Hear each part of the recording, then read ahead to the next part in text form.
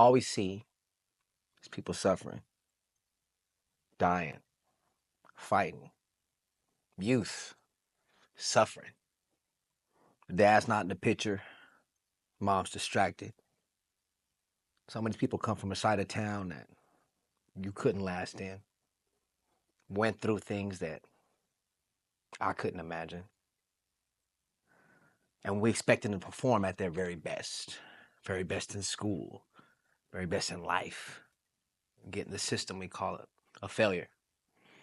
As if they failed themselves because of the environment they were conditioned in. What do? Some people have already decided to write Gen Z off altogether. They're too wild, too opinionated, too sensitive, or disinterested. Some people will look and see their brilliance, their creativity, their hope, their willingness to come together beyond color lines, racial lines, political lines, and create meaningful dialogue to do something. What if we had a program? I ain't talking about no sit and watch, stand and deliver, check on them every 35 minutes, give them some pizza, some old crusty Cheetos. I'm talking about civic engagement, mentorship, leadership, taking people to city council, doing focus groups to find out the type of things that they were interested in, the things that they want to take action about. Film, media, music, interviews, podcasts, Garbology studies, environmental scans. And they took all this and collaborated into one thing and went and became the agents of change in their own cities and their own communities through learning, research, and action. What if we took a vision from every part of society, from the hip hop culture down to the OG state of view to the new, created both and concepts, put things together, ate the meat, threw away the bones. That's what we did. Welcome to Time for Change. Transitional Youth Mobilizing for Change. We'll show you what this thing is all about. Enjoy.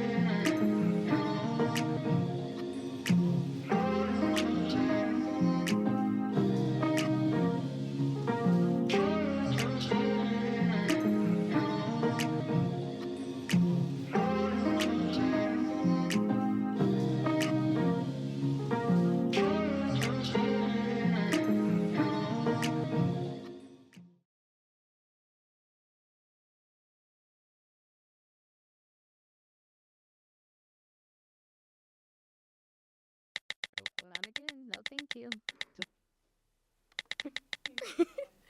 Okay, so this is our key project flyer.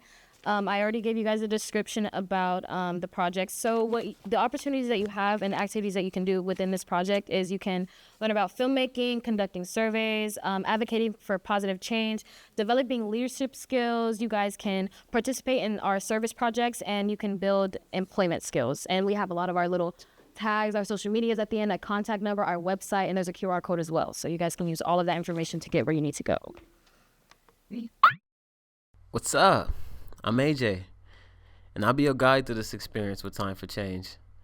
I know you're looking at this photo right now and thinking like, is that her talking? But nah, that's not me. That's Cece. And Cece, well, Let's let Cece introduce herself. Go ahead, Cece. My name is Sincerely, but I go by Cece. I'm 18 years old and I go to Golden Valley High School. I joined Time for Change because, well, it was introduced to me in my school. They had a booth there and they were explaining sort of like the things that they do, like documentary filmmaking and stuff like that. And it was really interesting to me because obviously like there's not a lot of places where you can go and learn those skills. And there's not a lot of people who are willing to sit down with youth and actually teach them those things while also teaching them like life skills and lessons and stuff like that. So I feel like that's what kind of pulled me in, but the community and the people is what made me stay. When I say community, I mean like the people that are in Time for Change, you know, the staff members, the other youth volunteers. It's just like we all have our own different backgrounds and our own different things that we have going on, and we also like, but we all have the same common goal and our same common like things that we want to do. Like we're all here for a purpose, and we're all getting ourselves to that purpose no matter what's like happening outside of, you know, what we do while we're here in the office. And my community, like outside of here, like my school, my house life, my neighborhood, you know, stuff like that, it's just making me like see the problems that we talk about here and like kind of like pointing it out in real life and like, okay, like maybe this is something that I can get myself involved in. Maybe this is something that I can like help with, you know?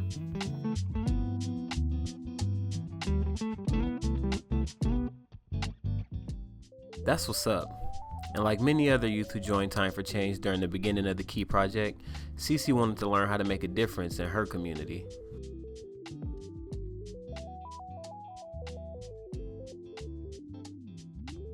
For those of you who don't know what Time for Change is, let me familiarize you. Time for Change, also known as Transitional Youth Mobilizing for Change, is a California nonprofit organization centered around youth empowerment. We're on a mission to empower youth ages to 16 to 24 to build skills, achieve their potential, and become agents of change in their communities through learning, research, and action. In 2022, Time for Change received the Key Grant from EYC, Elevate Youth California. This grant gave us the resources to uncover the disparities, resiliencies, and inequities of Southeast Bakersfield through research, action, and documentary filmmaking. That's how we ended up here, the heart of Southeast Bakersfield, Dr. Martin Luther King Jr. Park. Since the late 1950s, this location has been the cornerstone of the community, which is why Time for Change focuses efforts here.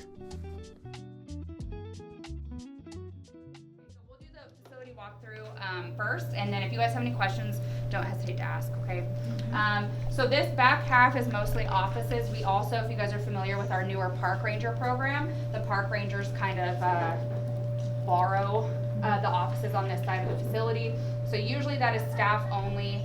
We don't let kids back there unless, you know, we need them back there for a reason. And then as far as the rooms go, we do have technically 3 multi-purpose rooms here in the facility. This first one is our strong room. This is actually really the only one that we call by its actual name most of the time. The chaos on the the countertops is because we're running our summer camp program right now. This is our what we call the lunch room because the after-school lunch is a commercial refrigerator. That's the window, excuse me, that opens up into this room from the kitchen.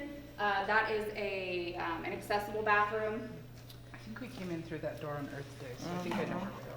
Oh yeah, so we'll utilize this a lot for community events because we have the bathroom right there, and it's easier for people to access through there as opposed to trying to navigate the facility. Breakfast happens in here and lunch happens for camp and then after school program. So not for after school program during the summer. They changed the hours due to their seamless summer program. So for the community, what we do is we serve lunches out. And we have tables and stuff that we set out in the corner. So for breakfast and for lunch, the community is able to come and grab those, sit down at a table, and have lunch. And then the camp kids eat lunch and breakfast in this room. This whole building's gonna get torn down. This whole building, yes. And rebuilt? Yes. Closer to California, right? Yes, on this upper half of the, yes. Okay. But it also, I think, is going to be taking up part of the front of this facility as well, the old land. Wow. But yes, it's going to be an $80 million project. Whew. You heard right. MLK Park is raising $80 million to do a complete revitalization of the entire park. This update will be huge for the community, and just to verify, we sat with some community members to see how they felt about it.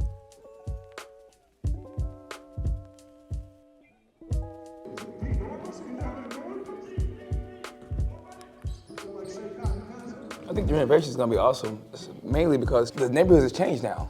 Everybody that's made it to the NBA, maybe probably except for Robert Swift, played in this gym. Chris Childs, Lonnie Shelton, J.R. Henderson played in here. Freddie Boyd, before I was born, I'm pretty sure he came through the gym. So like, this is always the mecca of not even just those basketball players, football players. Joey Porter, Rashawn Sheehy, just all the guys. This is like you came here to see if you're really good. My slogan is Martin Luther King Park is still a family place. You know, I got the water park in the front, I got the pool, I got Camp King. I think the update is gonna be good. You know, the park needs to be updated to like what we see parks in Southern California, you know, the Bay Area. Parks need to be updated with new gyms, new facilities, new programs. And I think it'd be great for especially over here. It's gonna make California Avenue look good like it did in the 60s and 70s. MLK Park is a long-standing monument of the community's history, culture, and identity. This park is well deserving of a revitalization. Over the years, numbers of families and children visiting the park has dwindled. People in the community are not using the park as a third place anymore. Why is this? MLK Park Rec Center has summer programs where they have youth around the community come in and do special activities. Time for Change decided that they wanted to help out however they could. So we asked if we can come through and host our own workshops, and they said yes.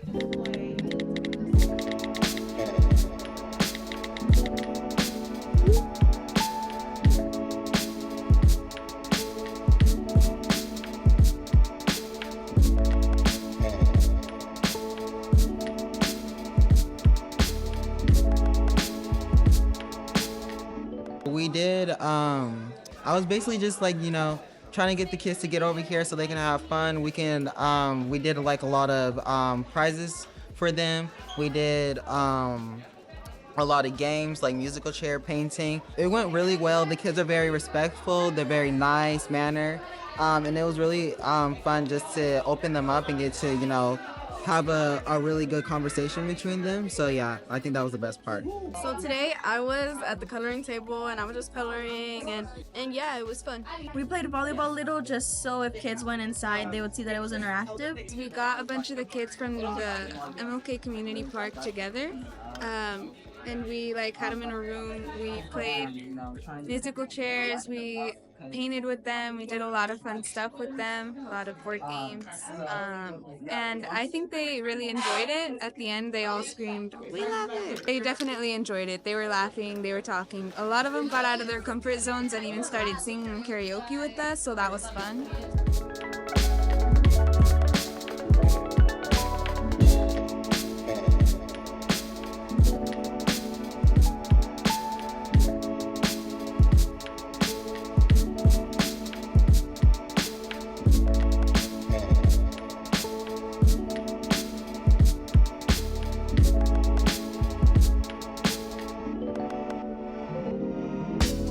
I did everything today. I did coloring, I did painting, I did karaoke. I talked to a lot of the kids. I got a lot of their names. It was really fun. I think it was good for a first day. Definitely a lot of them were a little bummed out because of the raffle at the end, and you know, but it was okay. I feel like everybody engaged and everybody was talking. Everybody had a good time, even if they were shy. But yeah, it was a pretty good first day. I'm excited for next Thursday. My name is Jamani Rucker. I'm originally from Pasadena, California, and I grew up in Lancaster, and I moved to Bakersfield. I used to have trouble growing up with staff, other people around me, because I tend to like get angry fast based off of my past. So I tend to like, get mad easily. I'm the type of person to like, don't like when people tell me what to do. Fighting has affected me in many ways, like getting suspended from school, and I had to switch schools. I mean, I know that made like worse for my mom and her trying to deal with all that stuff, and she still got other kids and stuff. My uncle, I mean, he really means like a lot to me. God just put on my heart. I said, I'll take him. That's what I was going to ask. Yeah, he put on my heart. I said, I'll take him. And I raised him like it was my own son. Yeah, it was like, do you have children? I don't have children. To my father, I raised him. And so he was like, he was much younger than them. He would have been maybe 8 or 9 at that time. So I kind of and you took what his father. I raised his father. Yeah. He stepped in. He been here even when my dad was in my life, even when he was alive and stuff. But he been here. He really played that father figure to me for my whole life. When I first came to Time for Change, I was really off guard, cause my uncle, he was letting me know what it was and what it wasn't and stuff. And he was just saying like, see if you guys like it. So off the bat, we were just like vibing and stuff. It was just like automatically fun and stuff. Like I'm not gonna lie. Like from the first day, I'm not gonna lie, I picked up a lot of stuff. I got back in the car, told him it was fun. And after that, just kept on coming. Had me and my brother involved in it. That experience took to a whole nother level of conversation. That was the type of summer that they had where they really became exposed to things they would have never been exposed to. That was pretty lit. Me making that 2-piece song flow, pretty lit to me, because I know I made a song about don't do drugs and stuff. We played it for those little kids. It was pretty good to me. Me and you, we came up here in the studio, we mixed it up and stuff, and that was pretty fun. It made me feel good, like making a song about don't do drugs, and then those kids, like seeing like smiles on their face after, like they heard the song, made me feel good. And unfortunately, they couldn't live with me because see, Jamani gets Social Security. So if he would have stayed here, then she would have had to report that, and she would have lost that income. The parent is not going to do what's in the best interest of the child. She needs the child's income. I had to leave Time for Change because I had to go back to school in Lancaster. I had settled in Bakersfield, all the good opportunities and stuff, and all the good, like, everything was happening. I didn't want to leave. I had to show my mom, like, I belonged in Bakersfield. I still had to leave. I'm compelled to see it through, make sure that they are prepared for life. Because if I don't do it, nobody else will do it. Jamani and the rest of our Time for Change youth and staff really enjoyed spending time with the youth around the community. However, in order to try to figure out what was going on at MLK Park, Time for Change decided to do a Garbology study there. Garbology is a small niche of archaeology. It is the study of trash and the way it reflects upon the lifestyles of a group of people. In order to conduct an accurate Garbology study, we had to first learn and then teach our youth here at Time for Change.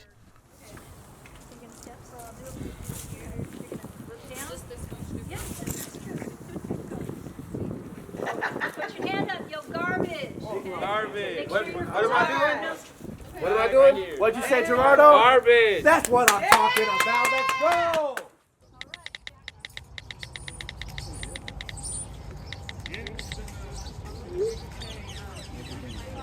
The importance of giving youth a cause.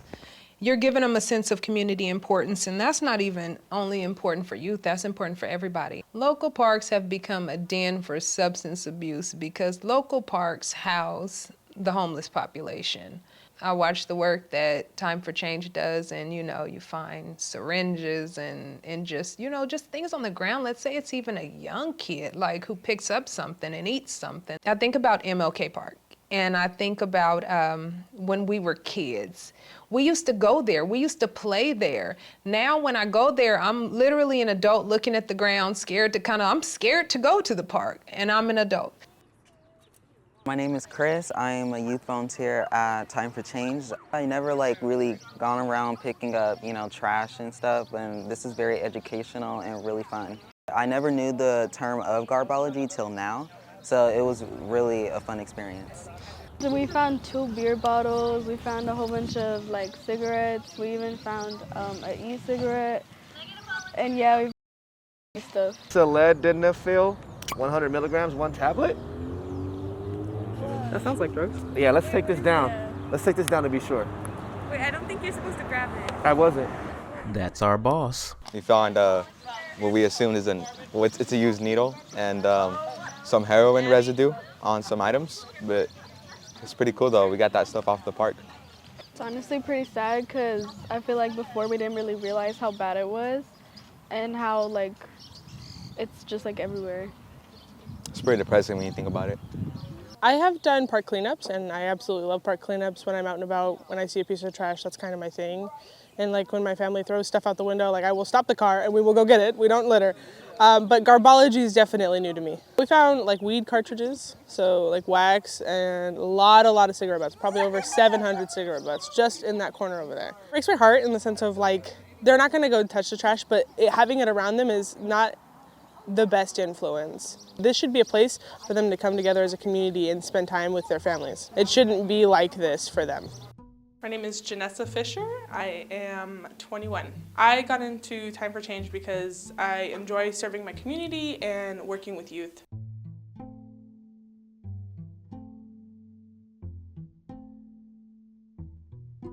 I spent the first 13 years of my life in foster care, hopping from home to home here in Kern County, Delano, and Arbin. At 12 and a half, I was placed back with my mother, who was still very toxic and on drugs. And so we spent the next 4 or 5 years being beaten and abused by her until my dad noticed and could come take us out of that care. At 17, I was arrested and charged with a felony that I had gotten in school. And I was spending some time in juvenile hall, and a judge gave me a deal. And he saw a lot in me, and he said, you can either spend 8 years in juvie, or you can go to military school. So I went to military school. I graduated with my high school diploma, and I wanted something new for myself. But when I got home, my dad had not found me useful anymore at the house, and so he kicked me out on the streets. And right around the same time, I was starting Bakersfield College for my associate's degree in biology at the time. From there, I spent the first year on the streets, jumping from bathroom to bathroom. Eventually, at first it was couch surfing, so I had friends who let me stay on the couch for a day or two, but when COVID hit, that was when I was really on my own. I started couch surfing and then moved into bathrooms, and then I just had accumulated a backpack full of my stuff. It was my life backpack, that's just my life in a backpack, and I still had to continue to go to classes and try to find a safe place to sleep or get in line for the shelter. So I had to choose between my education and my safety, and I chose my safety. And I dropped out of college, just a random Wednesday, and I didn't go back for 3 years.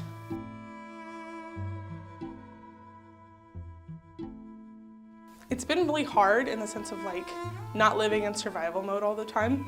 Especially the first year, I was very cautious and very weary of where I was staying because I didn't think it would last. I had this mentality that everyone was out to get me and everyone's trying to hurt me and I'm on my own, I have nobody. So it took a long time to really figure out to myself, like, yeah, I am on my own and I do have to support myself, but I have friends, I have family, I have places that I can trust, and if I do what I need to do, then I can stay where I'm at. I love my job. I am a peer support specialist at the Kern County Superintendent of Schools. I get to work with foster and homeless youth who are in high school, elementary, and junior high. We help them with any services they need education-wise, anything they need education-wise, that is my area. But I am also a homeless youth advocate and foster youth advocate for my county. By the end of this program, I would hope to empower others and help them become stronger advocates in their community. Janessa, along with the rest of the Time for Change youth and staff, conducted our first Garbology study at Dr. Martin Luther King Jr. Park. We split our forces into 4 different teams for the 4 distinct zones of comparable area. Each team systematically walked grids throughout their assigned site and manually recorded objects of interest found within their borders. Those items that were identified as cannabis, drug-related, alcohol, or tobacco were documented by recording both the number of incidents and the detail of evidence found. Our groups also photographed evidence of biohazards and all findings within the targeted areas, and any regular garbage were collected and bagged for later disposal by park employees.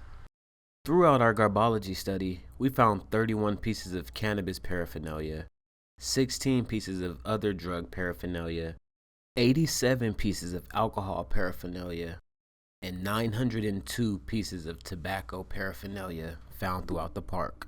To get a better idea of what this type of exposure can do to youth in the community, we sat down with substance abuse specialist Ebony King and some of our youth here at Time for Change. Some of these stories are quite personal, so in order to conceal the identity of the youth telling them, we will not be showing their faces for this part. There's definitely a correlation between marginalized people and substance abuse. I mean, economically, if you don't have it, then you're going to be in a struggle buggy type of a situation when everything around you is grim and there's crime everywhere, there's poverty everywhere. We've got to cope. We've all have to self-soothe with what we're going through. And for a lot of people in that situation is substance abuse. I grew up mostly around drugs from when I was born because that's like all my family ever did, but I never had an idea of it. They were just like telling me, oh, it's just medicine, this and that. And then I started like realizing, I was like, it's very effective, because one day my grandpa overdosed from it and they didn't want to tell me what it was. And my dad has been in jail with drugs and stuff, so he isn't really around my life. So then his brother had to step in and take care of us throughout middle school, but he started doing drugs too. You could tell like it's changing him because he got more and more abusive. That's still when they're all telling me, oh, it's just medicine, and not telling me what it was, so I didn't know what was going on until one day he brought this pink drink. It was methadone. He went into the room with my grandpa and I was like, what's that? It's like, oh, nothing. And then the next day I woke up at 3 a.m. and he was there in the living room for overdosing. My mom still wouldn't tell me, so I read the autopsy and I like basically secretly Googled all the drugs. After that, it just affected me more and more to the point where I had to take care of my own brothers and go into foster care. That's basically where I had to teach myself and where to stay away from it from. We think these are kids, these are young people. What could you be going through? You don't have to have a job yet. You don't have children. You don't have a relationship. You don't have bills to pay. But they do have very serious issues that we need to validate because they're living in a whole different time. I had a friend in high school while I was in my junior and senior year. I started dating the guy. I didn't know that he was really into the drugs or anything. I wasn't aware of it. And then I found out that he was just using drugs, and I told him that like, hey, let's see if we could probably get you a little off of it, you know, like so we can just have our own time together. He didn't want to. He was like, you know what, I'll stop. No, I didn't expect him to completely change in a month, and I knew that was not gonna happen.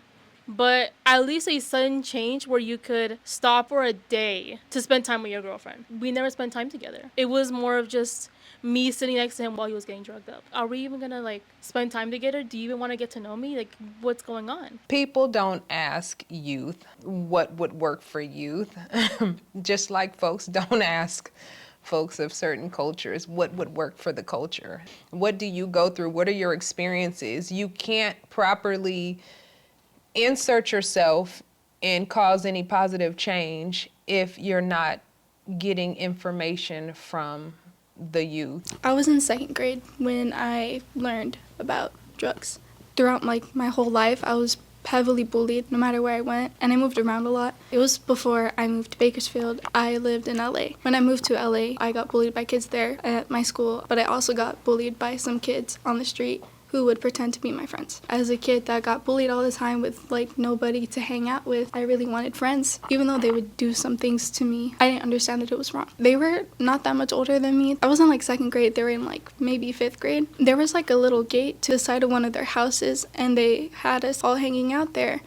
And then one of them tried to get me to smoke a cigarette and pulled out drugs and was trying to peer pressure me into using it. And I didn't understand. Because, you know, I was really young, and they were just like, oh, come on, like, you know, just try it, and just trying to get me to do it because they were taking advantage of the fact that I didn't have anybody to hang out with. Based on everything that I'm seeing, I do believe it is time for change. As we just seen and heard, the struggles and peer pressures of drugs and substance abuse can happen at very young ages. It doesn't matter what the demographic is. We sat down with local community leaders to try to get a grasp on what can be done to break these cycles. I would say one of the most difficult aspects with Southeast Bakersfield is the difficulty in finding resources or finding locations where those resources are available. A lot of people can't get the resources they need because they don't know where to go to. They don't know who to talk to. If you don't speak out about what you need, then you won't get what you need. I plan on using my voice to speak out about what Southeast Bakersfield needs. What I see is a community that knows each other and knows what they need and know what's lacking. And it seems that every time Southeast Bakersfield needs something, they have to fight an uphill battle to get it. And it seems like that we have where you divide up resources as you have it. The resources have already been divided up.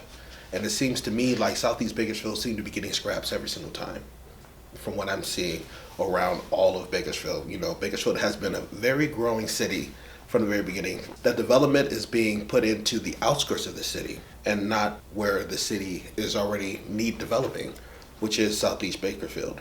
And so what I see is an uphill battle every time we need to fight for something that we need. It took almost 20 years for us to get streetlights on Cottonwood Road. When I think about so many kids who go into that area, they don't go into that area just because they had a whim. A lot of the young kids who grow up to become young adults who go into the area of gangs, drugs, or violence, they do it out of a necessity to survive. The gangs are filled with kids who struggle to make ends meet, or kids who've watched their parents struggle to make ends meet. And so they'll go out to the corner and sell drugs because they see that drug dealer, he's riding around in a fancy car, or he always has his bills paid. And the risk is minimal. So what if I have to go to jail? At least it will be a roof over my head and a meal. And when you allow a system like that to reach as many kids as possible, then you will see more kids dealing in drugs or more kids being accepted into gangs. And that tends to happen when you have a community that struggle. And if you're not paying attention to the community and giving them what they need, then you will have more and more kids who will try to supply the need where their parents fall short. When you have instilled stereotypes about a certain people and you hear it from those who have said it long enough, you tend to believe that to be true. Just like you have stereotypes about people of color, they're lazy, they don't work, they'll steal everything, they'll rob everything, they'll do this, they'll do that. And when you don't experience firsthand or meet those people firsthand and you only hear from people around you, you'll tend to think about that and let that opinion become fact. The reason why I jumped into the professional side of dance is simply because I come from, visiting LA a lot. I used to go out there and dance a lot.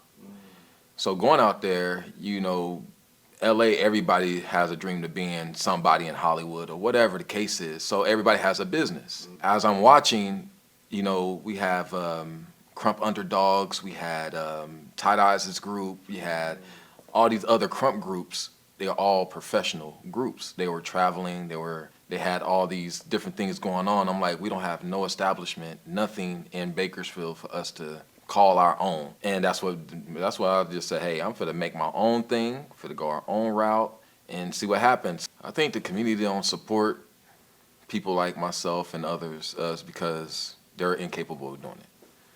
I have worked for other studios, prestigious studios out here, ballet studios or whatnot, and I come with my style of dance, and every student parent is there, watching through the window, asking questions, want to meet the coach, want to talk to the boss, whoever's running the studio. They're full hands-on, And then when it comes to my program, kids get dropped off. Parents keep moving. I don't get no face-to-face. There's no involvement. So now I'm stuck with trying to raise kids. That's not mine. I get it, you know what I'm saying? Because the same thing with the MLK Center. Kids are getting dropped off, or kids are just walking up there and there's no parent supervision. There's no community really when it comes to how we express ourselves or able to express ourselves. So I get it. I just want to make it better for our kids, really. I want to give them that attention that they're not getting, that other studios are getting from their people. Being in this position and doing what I do for these kids, it touches me daily. Like, they go through the same things I went through as a child. The hurt, the pain, the missing your father or missing your mother. I didn't have a mom. I didn't have a dad for the next 15 years after and plus, you know what I'm saying? So me being around those kids, I'm trying my best to be the father I never had. It's pressure on me. I'm trying to impress the kids every day. I'm trying to gift them. I'm forgetting that I'm running a business because nobody else been through what we've been through. You know what I'm saying? So it might look easy to you. I know I make dance look easy. I know I make that crew look easy. It's hard. I get up every day like, all right, It's something else I gotta do. No day is a day off. No day is like, all right, I know how to dance, I'm good. No, I'm training on how to dance more, learn how to use my arms more, you know what I'm saying, my chest, how to pop them better, whatever the case is, because I know that this is a nonstop thing. I got to keep on growing. After sitting down with Pastor Thomas and Luther Gray, we had a better idea of what was going on in Southeast Bakersfield. But we wanted to learn even more about what was going down in the community. So we wanted to further our study with an environmental scan. Today at Time for Change, we recently did an environmental scan. Bree went on one team and Anthony went on another team. Can you guys tell us about your experiences and tell us about what you guys saw and kind of like compare and contrast? Okay, my team went to MLK Park and it was really good. We just saw, we just think there were a lot more differences compared to the park that Anthony's group went to. We went to Silver Creek, and one thing I noticed from MLK is that it's way cleaner because of it's more like in a neighborhood than it is like outdoor. So there's more neighborhoods, and then like the closest market you have to go outside the neighborhood, so it's like not in the suburbs. I think that's one thing that I noticed from differently from MLK. So arriving at the MLK Park scene, exactly in detail, what did you see straight off the bat? Okay, there were mostly like families there, so I ended up seeing like 3 families together, and then there were like we only saw like some homeless people, and I think it was like 5 because there were a lot of groups at the park that day. What we saw at Silver Creek is that we didn't see much families, but we did see group of people playing like basketball and riding their bikes and skateboarding, but it was like not crowded, so it was like quiet. There wasn't any homeless actually, so it was pretty clean, no trash on the ground or anything like that. I did a walk through from the school through the park, like into a neighborhood. So I didn't have a bad experience at Donald Subery. It was really nice. The parents weren't really worried about the camera or anything like that. But some of the people at MLK Park who are, they live in that area, they're not used to seeing, somebody walk around with a camera on their chest. So as I was walking through the park, I was with one of our colleagues, Raphael, and they had stopped us and asked us like, hey, what are you doing? Kind of like a little bit of a aggravation moment, or just like trying to like get to us and see what we're doing there. I had to physically stop our camera that was attached to me. Imagine being, not a 19-year-old girl who can handle herself and explain and communicate properly. Imagine being a younger child who doesn't have that ability to communicate, and you're getting in this type of situation. So it's not just about, oh, I got approached. Imagine the people who have to deal with that on a day-to-day basis, when they live in that area and they're familiar with the area, but those people aren't familiar with them. I'm going to keep it even more real. Kids should be able to do research projects in parks without being approached by gang members. How about I say that? Because I know everybody can't say that, but I can. Kids should be able to play at the doggone park without somebody being like, where you from, cuz? Yeah. That's goofy. It kind of makes me a little like sad because you can kind of tell that like the neighborhoods like on, I guess, like the richer side, like they have more like resources and like their prices are way lower compared to the people that actually need like those resources. What did you guys buy? I think we all bought the same 3 items, but on ours we bought lettuce, we bought milk and whole milk, and then we bought eggs, a dozen. And then I remember that I think the lettuce was like $2.99, and then the whole milk was $6.99, and then the eggs were like $4.99. Yeah, so we bought the same things, but I'm not sure what the exact prices were of the items, but I know it came out to be like $7.50 probably, somewhere around that. Ours ended up coming out to like $14. Oh, yeah. So yeah, it's a huge difference in the prices of the produce. So I think the team that went to Walmart, the final cost was $7, and then once it went to the local liquor store was $14, which was a massive difference. Did you see any smoke shops, any liquor stores around MLK Park? Yeah, when we drove, I think we went for like at least 2 hours, and we saw like a bunch of gas stations that were mostly like advertising alcohol and like a Bud Light. There were like, I think 2 little shops, like corner stores that were just like for produce. Like they weren't advertising any like tobacco or anything. But I do remember this one store that we passed by that had like, it literally on the wall, it literally just like in big wording too, it said tobacco. So I was like, oh. Closest to Silver Creek, because we had to walk like maybe like a couple blocks to get to to the Walmart or to a Sam's Club or whatever. So that's like the first store we actually went to that actually sells like alcohol or some type of tobacco or something like some sort. And then we drove around, and then the next one was like Winco, and there's like a couple of gas stations right there advertising the alcohol, and we also saw a smoke shop right there too.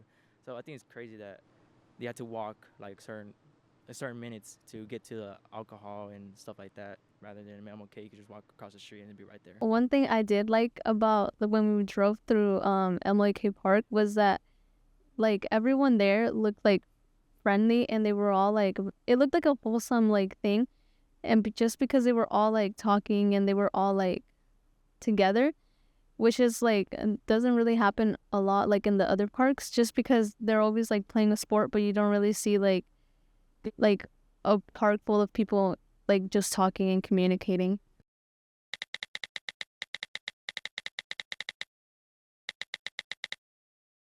Time for Change youth volunteers Desiree Calloway and Victor Lara presented our Garbology study and environmental scan findings, in addition to sharing their personal experiences while at Dr. Martin Luther King Jr. Park to the 5 members of the Bakersfield Recreation and Parks Department.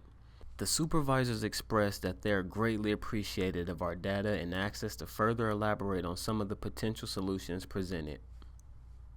Our goal was harm reduction and accessibility for the entire community, one step at a time. The Bakersfield Recreation and Parks representatives gladly approved Time for Change to conduct additional research on adding sharps containers and informative signs to Dr. MLK Jr. Park as a form of policy-enabled harm reduction. If these additions of sharp containers to the parks are beneficial and positively impactful, the pilot program has potential to be implemented in a multitude of different parks within Kern County. Time for Change had the opportunity to share our Garbology findings and to give them suggestions on how we can work together to make the community around the park a safer and cleaner place. So it was really nice to see that collaboration going on, getting that ball rolling. Going about youth empowerment, the youth had the opportunity today to be a part of that meeting, getting to speak up and share the ideas that we put together as a team. And I think that's a great way to empower us, is to allow us to take on the floor, to be front and present in sharing our voice. And the youth is our future. So us continuing to be present in these meetings and in these community situations will definitely allow us to continue to not only empower each other as a group, but empower the rest of the youth in the community and inspire them. I'm proud of what we did because, you know, being a youth, being pretty young, not a lot of the youth get these opportunities that we do. We got to go and present and show them what we're all about, and they loved us. So it's pretty amazing. You guys gave us the opportunity to go up there and present our findings to Recreation and Parks, so that gave me a lot of confidence just to go up there and speak to them. But it actually felt a lot better once they liked our ideas, and they kept asking us questions about what we found and how we could help. So I felt amazing. I loved it. My name is Victor Lara. I am 21 years young. I am a first-time graduate, or first-generation graduate. Nobody in my family had ever done it. One of my sisters, she got pregnant when she was 15, and she finished high school, but at a continuation school. My other sister, she didn't finish high school. My dad didn't finish high school. Nobody in my cousins, I'm the first boy in like my whole family, like out of my cousins and everything. I'm the first boy to graduate from high school, like to actual high school. College was never really an option for me growing up. I was always like, I guess that's for the rich, I didn't really know what I wanted to do. So I was like, work in law enforcement, juvenile probation, because I want to work with at-risk youth. That's probably like the only thing I could do. I've been in juvenile hall a few times, so I remember, and it was my junior year of high school, so it was 7 people, and we all got locked up, but we all got arrested for an armed robbery. They let 4 people in there, and they let 3 of us out, go early. They're like, all right, you guys, we have no evidence on you guys, we're not gonna press any charges. One of my friends, he got jumped as soon as we got back. Like the next day, he got jumped, he got beat up bad. The next day, they were like, oh, we're gonna go and shoot up your house, we're gonna go get your family, and I was like, bro, like if you have problems with me, what, I'm living with my sister, my sister and her kids didn't do anything. Like, if you want something, you can come and do it to me. If I could have took the blame, I would have took the blame. But their family were like, nah, they didn't do it. It was you guys and this and that. And we're like, well, dude, I didn't. They're like, you guys snitched. That's why I let you guys out early. And I was like, bro, I didn't. Like, check whatever you want to check, bro. But I didn't tell on anybody. Like, never once have I told on somebody and said, hey, you know, it was this guy who did it. That was what I was like, yeah, I'm not gonna do this. I'm not gonna ruin my life over people who wouldn't be able to do something that, you know, I would have never reacted that way. So that was definitely what told me just, I'm not gonna do this. There was a certain point where I was like, dude, this is all I'm gonna do. You know, and seeing my family, because all my cousins and stuff like that were involved in gangs. They were all locked up. So to me, going to jail was kind of like, oh, I mean, everybody goes to jail. Everybody around me was going to jail. So, you know, it was a normal thing. Just a lot of times when you're in those situations, you don't think you have another way out. You feel like, dang, you know, this is pretty much it. I try to get opportunities. I try to apply to jobs, but like I said, you know, people knew who I was or how I was, so they're like, yeah, this kid. When I got into Time for Change, I mean, nobody even knew who I was, so they're like, yeah, let's take a chance on this kid. And you guys took the chance, and it's paid off, I think, for both of us. Shout out to all the people who have actually took an interest in believing in me and for giving me those chances that I never thought I'd have, and because of that, that's where I am right now. One thing that I always think about on, like, when I go to job interviews and stuff like that, it's like, just take a chance and you won't regret it. And that's definitely what you guys did. And like I said, it played out how I did. Shout out to Manuel, you know. And shout out to Jovan and my family, for sure. They were the ones who were there with me. Specifically my sister, shout out to you. And my girlfriend for always helping me and being there. I mean, I've been dating her since my freshman year of high school. So she's seen it all. She's seen me grow up. She's seen me do the bad, and now she's seen the good. So, and she was one person who would always tell me, "You're not like that," and I'd be like, "Nah, I am." But you know, so she's seen this before I was able to see it. So, yeah.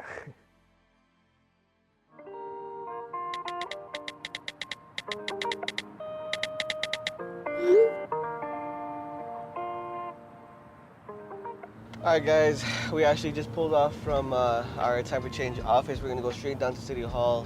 I'm really nervous. I don't know if it's just hot or I'm just nervous. Might be due to the 105-degree weather we're having, but yeah, we're gonna go straight to City Hall. I'm gonna be doing my harm reduction proposals presentation. I'm really nervous and pumped up. I'm not the best at public speaking. The mentors at Time for Change, Lori, Kylie, Henry, Crystal, everyone has been really helping me out with this whole public speaking thing, because I'm going to be presenting up there with like lots of people, and it's just going to be really scary for me. I was like 17, 16, math, not sure, but now I'm 19, and it's been really cool being part of Time for Change. So now I'm doing what terrifies me, and hopefully I get a little better at it, because that's the goal for not just me, for all of our youth.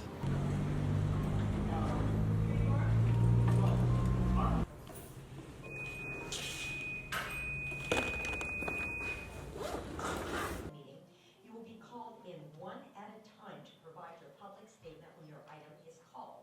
One of the key components to continue to make our parks safe and clean and active is to really get the community to take ownership of it. It creates a sense of pride for the community, and we have, as of recent, been very successful in getting a lot of organizations to adopt certain parks. I would like to introduce you to Jovan Dangerfield.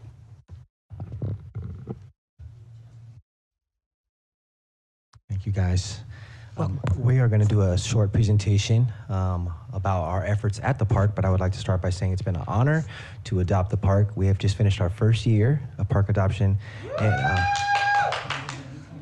hold your applause. No, and we are excited about not only what it means to adopt the park, but the type of work that we're able to do in this area.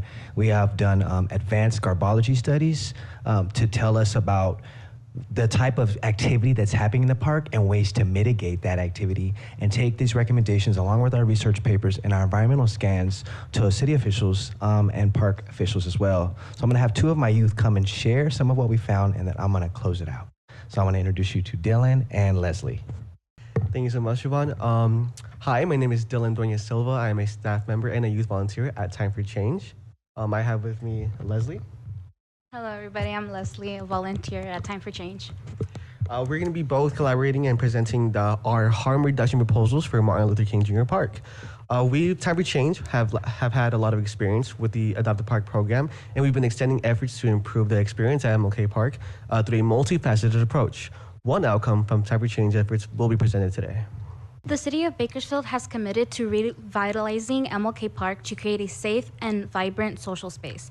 Time for Change is proud to collaborate with the city as advocates for change in our community throughout the research and action. Time for Change has completed an extensive Garbology research project and submitted our findings into the representative of Recreation and Parks Department. The supervisors expressed and were greatly appreciated of our data and asked us to elaborate further on some of the potential solutions. We understand the nuance of creating a better community are complex and interwoven, so our goal is harm reduction and accessibility for the entire community one step at a time. Time for Change is proud to offer the following suggestions of harm reduction for MLK Park. The proper disposal of sharps is a strategy proven to lower the transmission rate of bloodborne viruses such as HIV, Hep B, and Hep C. Here are some pictures of syringes that we found during our last November MLK Park cleanup. There is strong evidence of reduced discarding following the installation of drop boxes. In fact, drop boxes were associated with reductions of up to 98%. Here are some photos of some of the sharps we found during our more recent MLK Park cleanups. We propose installing small singular syringes collection units that can be permanently and securely mounted to the buildings at MLK Park. These units are both tamper-resistant and inexpensive and can be installed and maintained by department crews. In addition, we propose labeling these units with clear, concise visual instructions and information on contacting community resources such as current behavioral health and recovery services and the park rangers. The second component in this program would be the installation of informational kiosks and signage within the park that include emergency phone numbers, community resource information, maps, event calendars, and safety information. Time for Change shares this commitment and looks forward to ongoing collaborations with the Recreation and Parks Department to achieve these goals for our community. In addition of these programs within MLK Park supports the City of Bakersfield's commitment to keeping public areas safe and clean, enhancing amenities throughout the community to improve the quality of life and attract visitors. Dr. Martin Luther King Jr. once said, "If I cannot do great things, I can do small things in a great way." Thank you so much, City Council members, for allowing us to speak on the agenda tonight. I ask all of you guys to kindly please take out your cell phones and stay connected with us. Follow us on Instagram and sign up for our Time for Change monthly newsletter. And for anyone in the audience who is interested in becoming a park adopter, you can see the QR code on there. Feel free to scan it. It'll take you to the Adopt a Park program application website. Thank you. I know we're doing this section of the park, but I'm wondering, because we're talking about doing all of the parks, where are we on doing all the parks? These are great amenities for everybody, no matter where you live. So just to clarify your question, Councilmember, just an update on the Parks Master Plan, is that? I would be more comfortable if we were looking at the master plan right now, knowing how much money it's going to be. I have a few comments, but first I have a question. What time is it? Great job, and congratulations to all of you, part of Time for Change. I'm so proud of the work that you're doing, not only at MLK Park, but throughout the community. Certainly inspiring to see all of your hearts and your dedication, your commitment to our community and improving our community one step at a time. And so I just want to thank you for all of your efforts. And I think what you've demonstrated to me today is that this is much more than just a litter pickup group. This is really a relationship building group, a group that helps us activate all of our public parks and helps build community within our parks, and also helps the city really identify specific concrete issues of concern to those communities that we serve and the neighborhoods that we serve, and helps us identify policy changes for us to pursue to help improve our parks. And that, to me, is very, very valuable. And I want to just, again, thank you and express my appreciation for bringing back those two policy options. I will make the referral tonight to city staff that we look at implementing both options at MLK Park and to some of the other parks in our in some of the neighborhoods that might benefit from those two initiatives. If a motion, please cast your votes. And Madam Clerk, for the record, Councilmember Kaur entered at 3:45.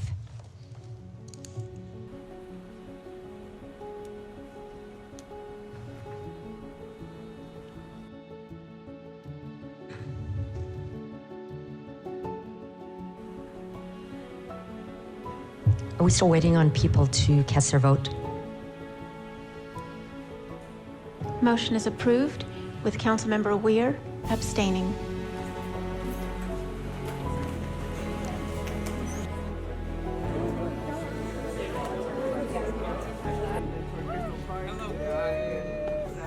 How'd you guys think it went overall? It went really well. I mean, the presentation was great, and there was like the city council members all seemed like they were on board with it.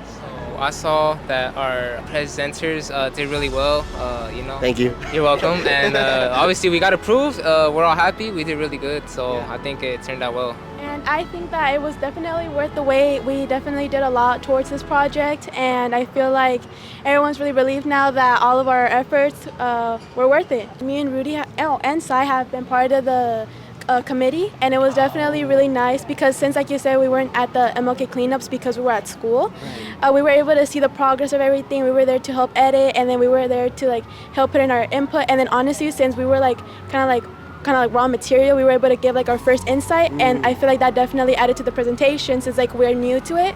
So that's how like the mayor and the council members will be able to see it. Today we came here to the city council to get to see if we could get our proposal approved, and we did. So I'm really happy for that. I'm really happy for all of us here. We have accomplished something really good. What just happened? Oh my gosh. I think we accomplished the wildest dream of the program, to be able to get a small P passed in a short period of time, and to know that youth voices and youth were empowered to make this happen. I'm just so proud right now. I didn't realize that we were going to be the only nonprofit here and the only nonprofit that's on the agenda. And this is it's like the meeting was just for us. So I felt special in that regard. I like the way the vote went. It was almost unanimous, and it was approved. So the only person that wasn't unanimous is kind of irrelevant. So I'm happy. I'm happy that they all agreed. They seen the spirit and the heart of what we've been doing. And when he said that they're just not some group that just picks up trash, they're in this for the long haul. They force a lot of community ties, and they're in it. They have a vested interest in the community, and so I was proud. I was proud to hear that. This was not easy.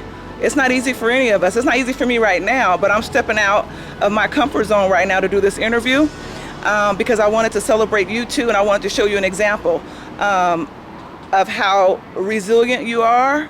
You had a lot of reservations about taking on the role of being a presenter, but you stepped into it, you owned it, and you thrived, and you represented us well. And I'm so proud of you, Dylan.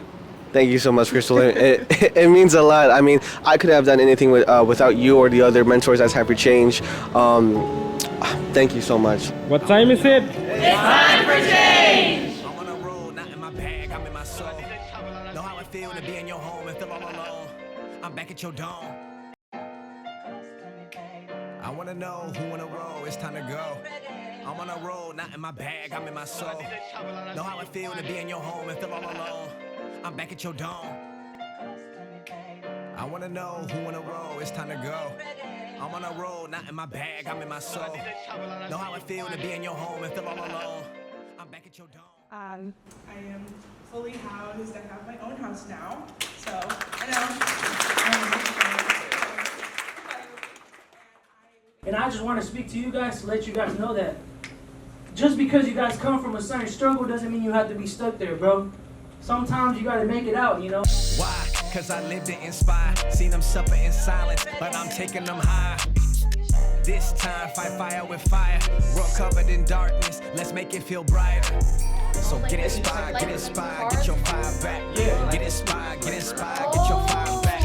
Get inspired, get your fire back. Where your fire at? Can you tell me a little bit about your motivations for joining Time for Change? Why did you join? To be completely honest, I joined because my sister told me to, but since joining, I have... Wait. My name is Christopher Dixon. I'm 15 and a half years old, and I'm from Southwest Bakersfield. I was looking for a job, and when I found out about Time for Change, I know that they were doing community service and other fun parts, and they were really big on filming, and filming was one of my big passions, so I really liked that, and then I got into Time for Change.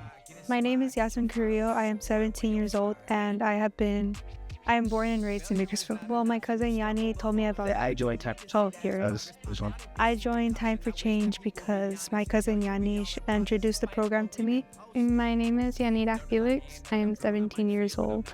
I joined Time for Change because I wanted to experience something new and help the community, because that's what you guys advertised it. In what ways do you want to help the community personally? Well, whatever they need. I have nothing really specific because I never really thought, but maybe like distribute food, since I know a lot of people need food. I don't know, that's about it probably as of right now I can think of. My name is, I have a question. When you say where I'm from, you're telling me like, Friend, whatever you thought, whatever was gonna pop in your head. my name, my full name? Okay. My name is Rafael de la Mora Herrera. At first, they came to where I'm studying in Bakersfield College. They went to give a presentation. I really liked what they're doing in the community.